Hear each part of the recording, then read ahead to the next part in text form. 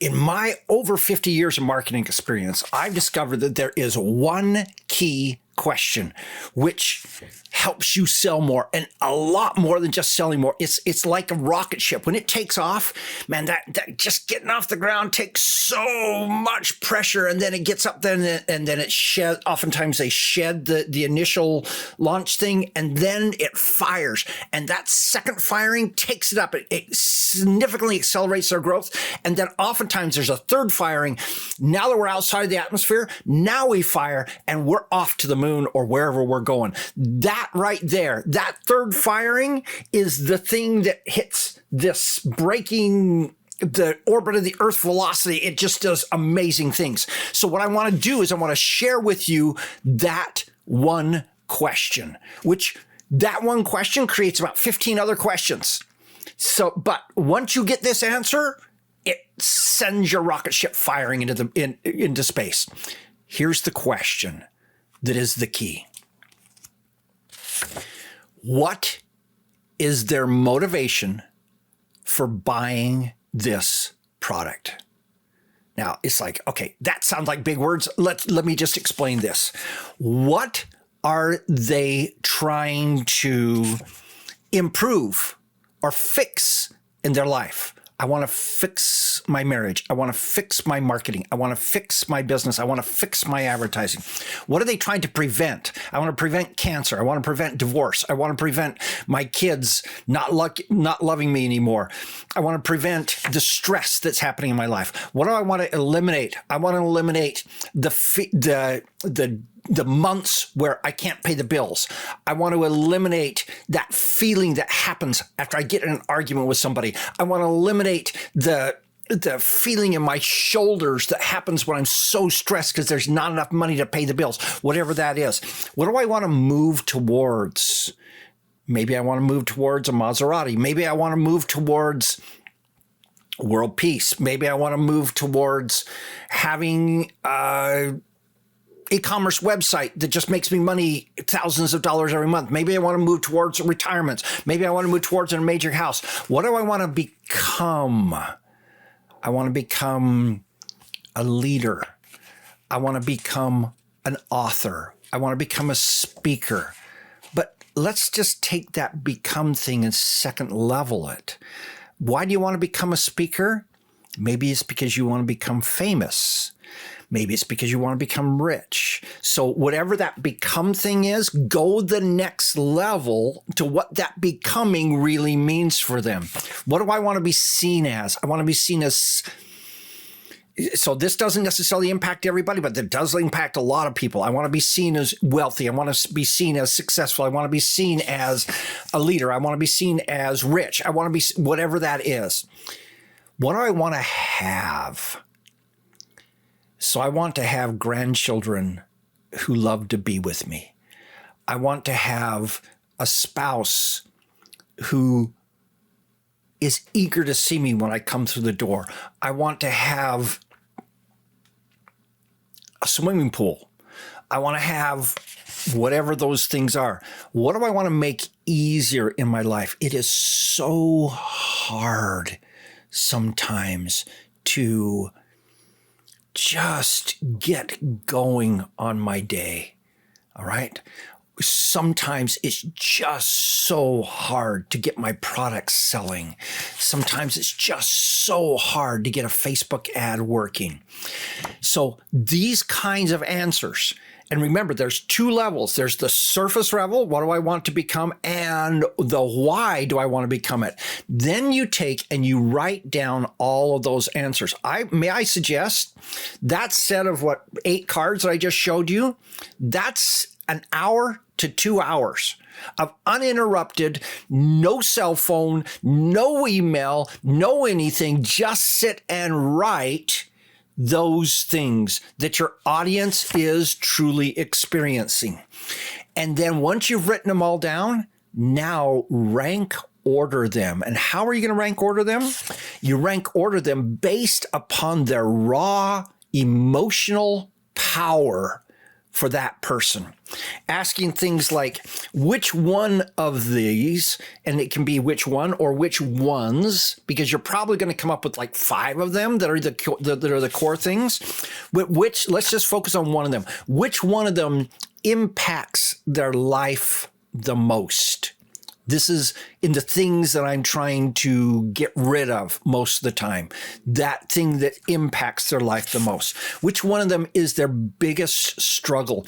That thing that literally keeps them up at night. I was up at 5 o'clock this morning, focusing on something, frankly, worrying about something, dealing with that. That would be a good thing that if somebody just walked along right now and handed me that solution, bam, I'll hand you money for that solution. Which one is the most motivating need? So of all the needs that someone has in their life, different ones have different things. So yeah, I necessarily need, but I'd like to have a greener lawn. But that's not nearly as motivating as I'd like to have more money in my retirement accounts, which is even less motivating than I like to have increased relationship with my kids and grandkids and my wife. And it's like, those are all things in a motivational scale. Which ones are the most motivating to them? Which one taps most into their desires? Desires are an incredibly powerful element in so many people's lives. You've got to tap into those.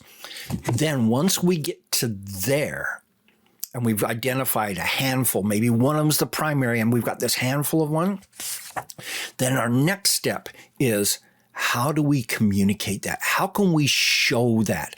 Ideally, how can I show that in 5 seconds of video? How can I put that into one sentence that when I say it, everybody goes, oh, you're right. That's exactly what I'm after. How can I put it into, into a headline that causes people to do things? Let me tell you a story. In fact, I'm going to tell you 3 stories here about advertising. So I had the opportunity to work with 3 of the biggest marketing companies in the world in my original career. I was a brand manager. Okay. So I worked for Kimberly-Clark, Huggies, Kleenex, depends. I worked for ConAgra, Banquet, Healthy Choice, a whole bunch of other things. And I worked for SC Johnson Wax, Glade, Raid, those kinds of things. Okay. All right. So let's start with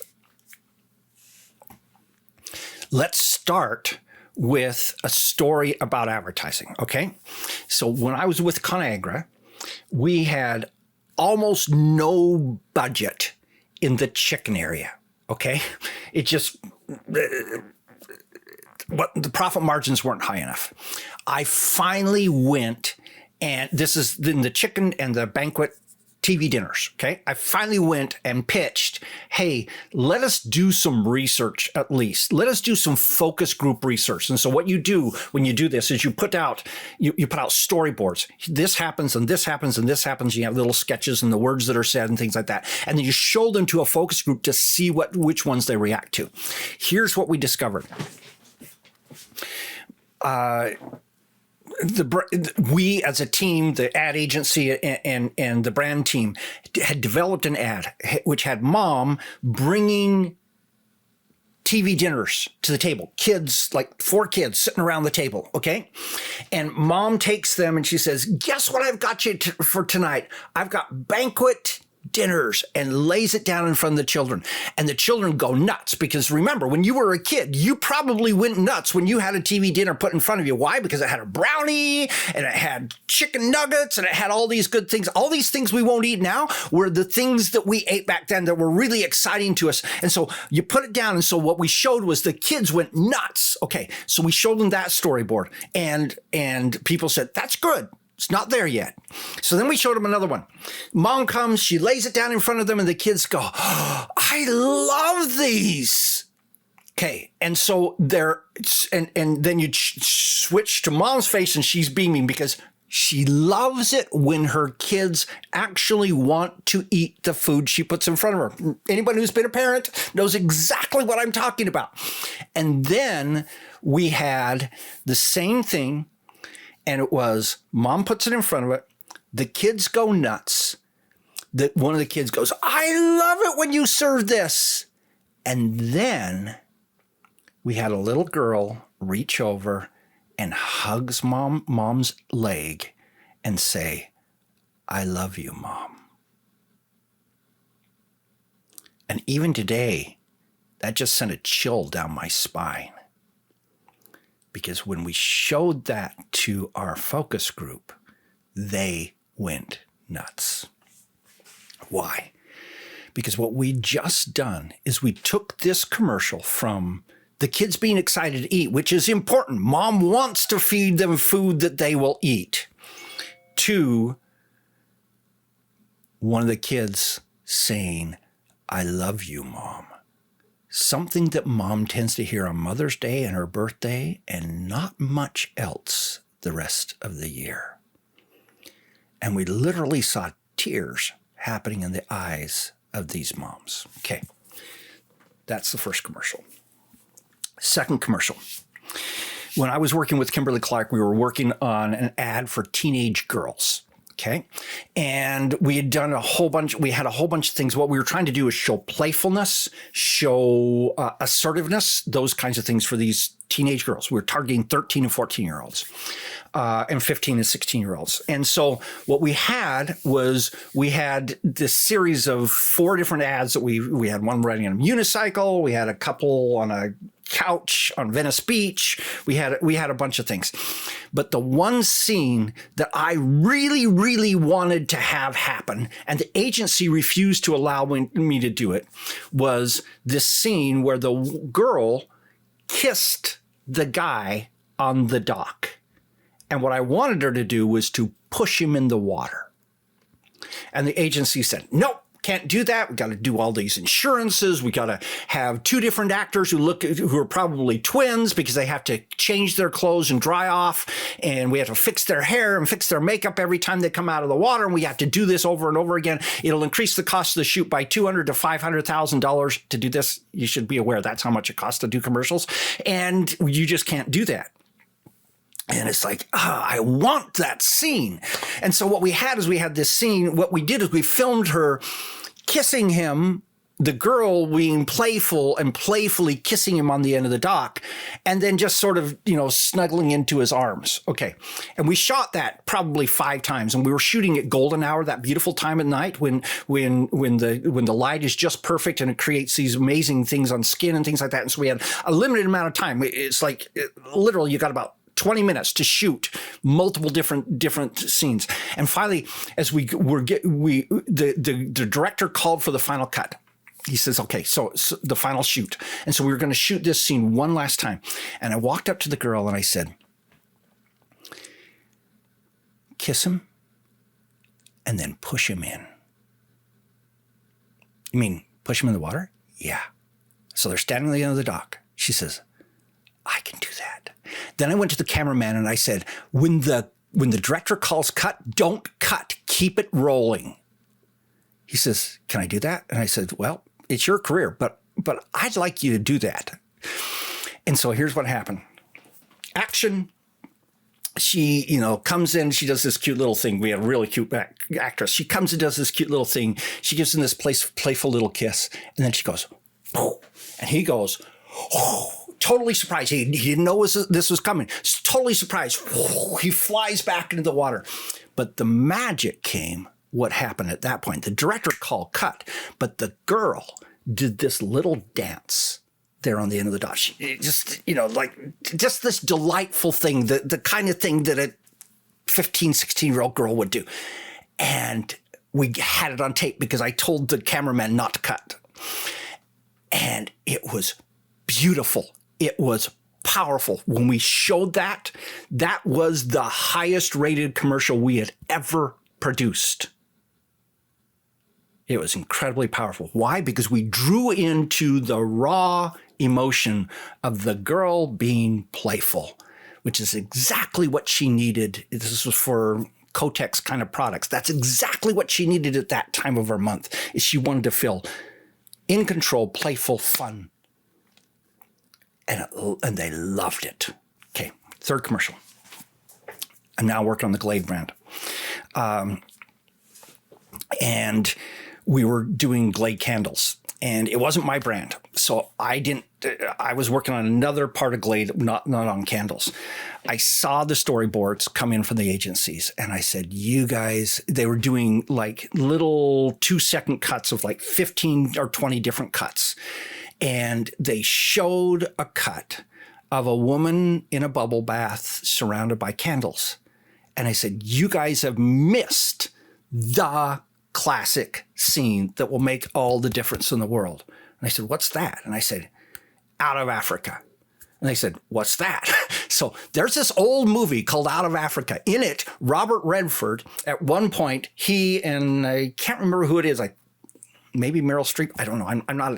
I don't do actors and actresses. But they're going through Africa, and there's this one scene out on the prairie of Africa where she is in the bathtub, there's candles, and he is washing her long hair. And women went nuts. I was a teenager, and I watched all these teenage girls go, I want that in my life. And I heard it over and over again. What is this? This is the man serving her. And I went to the agency and I said, you've got to put that scene in there. Have a guy washing her hair. Not like all sudsy, just long hair, and he's clearly rinsing her hair. And politics around ads. Anytime the brand comes to the agency and asks them to make a change, they rarely make the change. But I insisted that we test it. We tested it, focus grouped it, and the focus groups went nuts. But the agency, because it wasn't invented here, never filmed that scene. But that was incredibly powerful. So here are examples, 3 separate examples of how in about 3 seconds of film, we captured an essence. Okay, first one, mom feels loved. Raw core emotion. Second one, girl feels powerful, playful, fun. Exactly what a 16-year-old girl wants to feel. Third one, woman feels loved and served by the man in her life. Core needs, core desires. When you tap into that core, amazing things start to happen. So 3 stories, all advertising oriented, but talking about how you get to that. Here's what happens. When you find that thing, that core raw emotion, you've then struck gold.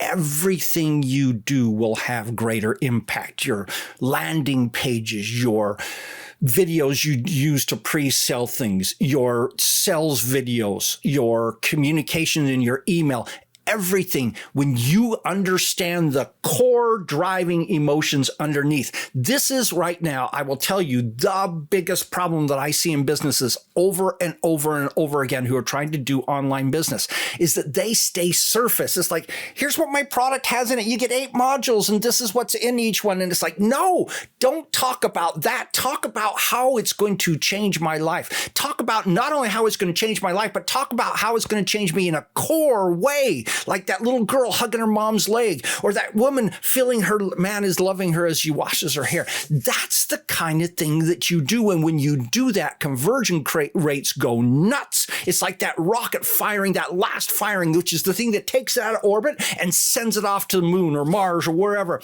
And what ends up happening is your costs end up decreasing because you do this, and your audience will feel that you get them.